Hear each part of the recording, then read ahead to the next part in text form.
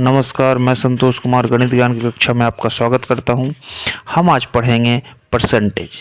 अब देखिए, कोई भी कॉम्पिटिटिव एग्ज़ाम होता है जहां पे मैथ्स के सवाल पूछे जाते हैं, तो आज के बेरोजगारी के ज़माने में इतने लोग एग्ज़ाम देने जाते हैं कि आपको इतना भी समय नहीं दिया जाता है कि प्रश्न को भली-भांति ठीक तरीके से पढ़ पाएँ।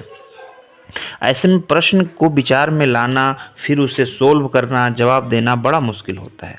तो कॉम्पिटिटिव एग्ज़ाम के लिए हमें एक तो बेसिक्स बनाना है और दूसरा ट्रिक पे वर्क करना है। तो बेसिक्स अगर समझ में आएगा तभी ट्रिक समझ में आएगा। तो पहला, आज हम यहाँ परसेंटेज से शुरुआत कर रहे हैं। परसेंटेज के बेसिक्स को हम जानेंगे, परसेंटेज क्या होता है। तो परसेंटेज जो हम देख रहे हैं यह कुछ भी नहीं है। हम डेली जो अपने लैंग्वेज में यूज़ करते हैं उसी का एक स्टैंडर्ड फॉर्म है परसेंटेज। जैसे आप डेली आधा, पौना, कोना ये सब तो बोलते ही होंगे, चौथा बोलते ही होंगे। जैसे आधा बोले हमने, चौथ बोले, एक चौथ तो 1/4 हैं। मतलब कोई एक बहुत बड़ा चीज़ कुछ है, इसको दो बराबर भागों में बांट दिया तो ये प्रत्येक पार्ट आधा और आधा कहलाएगा। एक चौथाई मतलब क्या होता है कि इसको चार बराबर भाग में बांट दो तो प्रत्येक पार्ट जो है एक चौथाई कहलाएगा। इसी प्रकार से एक स्टैंडर्ड फॉर्म है। अगर कोई एक बहुत बड़ा चीज़ है, अब इसे हम 100 बराबर भाग में बांट दें, 100 बराबर भाग में, जैसे 100 बराबर भाग में बांट दिया हमने इसको बहुत छोटे छोटे 100 बराबर भाग में, तो जो एक भाग जो होगा वो क्या कहलाएगा? सोचिए आप कि 100 बराबर भाग में बांट दिया तो एक भाग क्या कहलाएगा। आपका एग्ज़ाम भी होता है, एग्ज़ाम में मैक्सिमम मार्क्स 100 लिखे होते हैं, तो एक मार्क्स अगर आप लाएंगे तो आपके जो टीचर होंगे क्या लिखेंगे? 1 और नीचे लिखेंगे 100। ठीक उसी तरह अगर 100 बराबर भाग में बांट दिया तो एक भाग जो होता है वो 1/100 कहलाता है, दो भाग जो होगा 2/100 कहलाता है।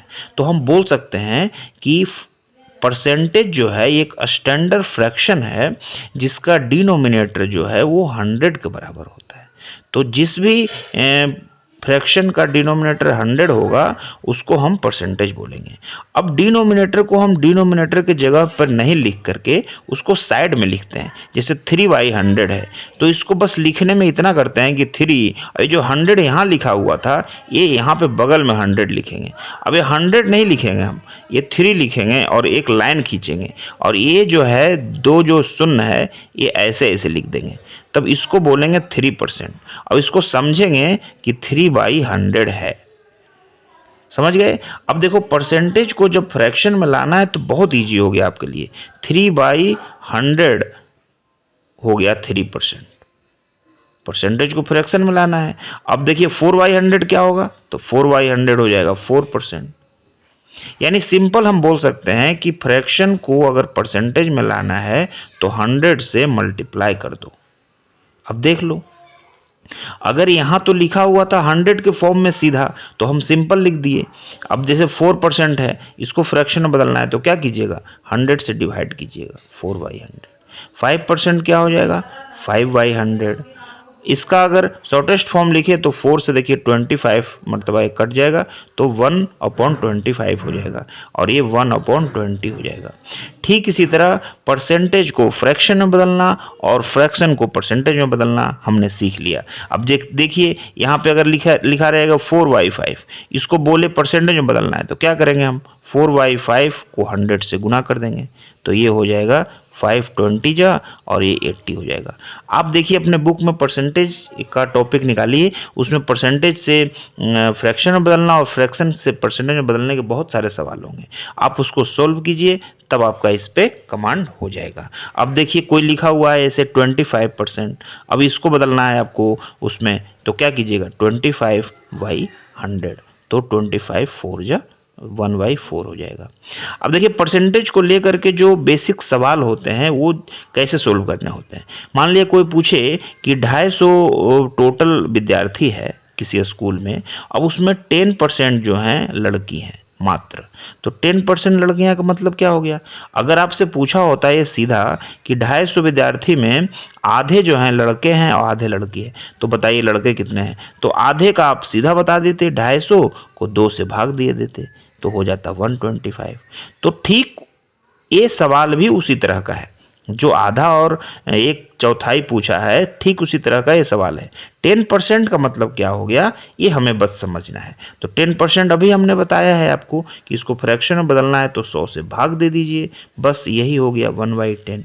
तो यहाँ पे 250 टोटल था, टोटल विद्यार्थी कितने थे, तो 250, 250 का 10% हम निकाल लेंगे, तो 250 और 10% मतलब परसेंट हटाएंगे तो 100 से भाग लगेगा, तो 10/100। तो इस तरह से हमारा आंसर आ जाएगा 25। आइए कुछ और उदाहरण देखते हैं कि 650 का पूछ दे कोई आपको कि 30% क्या होगा। तो इसको क्या करेंगे, कुछ नहीं करेंगे, 650 का अर्थ होता है गुणा, गुणा लिखेंगे और 30 डिवाइड बाई 100 लिखेंगे और ये एक शून्य कट जाएगा, 65 को 3 से मल्टीप्लाई कर देंगे। अब इसी तरह का सवाल अगर और आ जाए कभी, बोले कि 200 लोग हैं, अब इसमें क्या है कि 25% जो है उसमें से अब्सेंट है स्कूल में, तो 25% अब्सेंट है तो कितने अब्सेंट हैं, तो देखिए 200 इंटू 25/100, ये जब सिंपल हो गया तो ये हो जाएगा 50। कुछ भी नहीं है, परसेंटेज को फ्रैक्शन में कहीं भी परसेंटेज लिखा हुआ है तो उसको फ्रैक्शन में बदलना है तो इसको 100 से डिवाइड कर देंगे। अब अगर कहीं पे भी फ्रैक्शन में लिखा हुआ है उसको परसेंटेज में बदलना है तो हम इसको 100 से मल्टीप्लाई कर देंगे। मतलब एक में 100 से गुणा करते हैं और एक में 100 से भाग देते हैं, यही हो गया। ये ध्यान रखिए कि परसेंटेज हटाना है 100 से भाग देना है, परसेंटेज में लाना है तो 100 से गुणा करना है। आज की कक्षा इतने तक रही, हम आगे परसेंटेज को लेकर के आगे बढ़ते रहेंगे। तब तक आप अपना किताब से परसेंटेज टॉपिक निकाल करके और उसमें देखिए कि परसेंटेज को फ्रैक्शन में बदलना, फ्रैक्शन को परसेंटेज में बदलना और किसी भी संख्या का 10%, 20%, 30%, 25% निकालना, ये सब पे आप वर्क कीजिए। चलिए आज हम आपको कुछ बनाने के लिए दे रहे हैं क्वेश्चन, आप इसको बना करके आंसर भेजिएगा। 250 जैसे कोई लिखे कि 250 का 30%, 160 का 16%, 200 का 10%, ये सब आप निकाल के हमें बताइएगा कितना होता है। तो अगली कक्षा में हम परसेंटेज के और आगे बढ़ाएंगे चर्चा को, और तब तक के लिए नमस्कार।